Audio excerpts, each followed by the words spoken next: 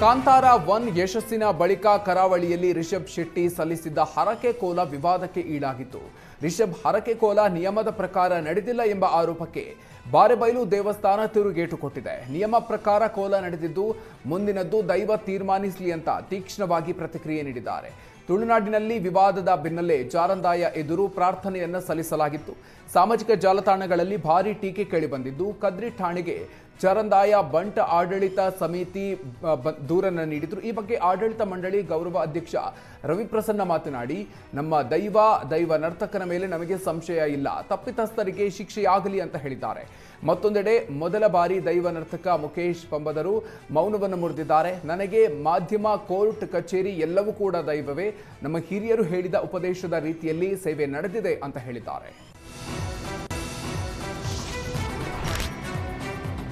Beer whisky ಜೊತೆ food safety ಅಧಿಕಾರಿ reels ಮಾಡಿದ್ದು ಭಾರೀ ಆಕ್ರೋಶಕ್ಕೆ ಕಾರಣ ಆಗಿದೆ. ಗದಗದ ರೋಣ ತಾಲೂಕಿನ ಆಹಾರ ಸುರಕ್ಷತಾ ಅಧಿಕಾರಿ ಚೇತನ್ ಎಸ್ ರೀಲ್ಸ್ಗೆ ವ್ಯಾಪಕ ವಿರೋಧ ವ್ಯಕ್ತ ಆಗಿದೆ. ಬಿಯರ್ ವಿಸ್ಕಿ ಜೊತೆ ಉತ್ತೇಜನ ನೀಡುವಂತೆ ಅಧಿಕಾರಿ ರೀಲ್ಸ್ ಮಾಡಿ ಪೋಸ್ಟ್ ಮಾಡಿದ್ದಾರೆ. ಬಾಗಲಕೋಟೆ ಮೂಲದ ಕಂಟೆಂಟ್ ಕ್ರಿಯೇಟರ್ ನಾಗರಾಜ್ ನಿಲುಗಲ್ ತಮ್ಮ ಪೇಜ್ನಲ್ಲಿ ರೀಲ್ಸ್ ಅನ್ನು ಅಪ್ಲೋಡ್ ಮಾಡಿದ್ದಾರೆ.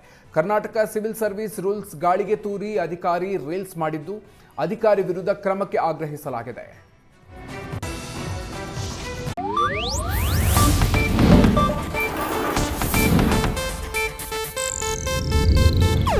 ಇದು ಏಷ್ಯಾನೆಟ್ ನ್ಯೂಸ್ ನೆಟ್ವರ್ಕ್ ಪ್ರಸ್ತುತಿ.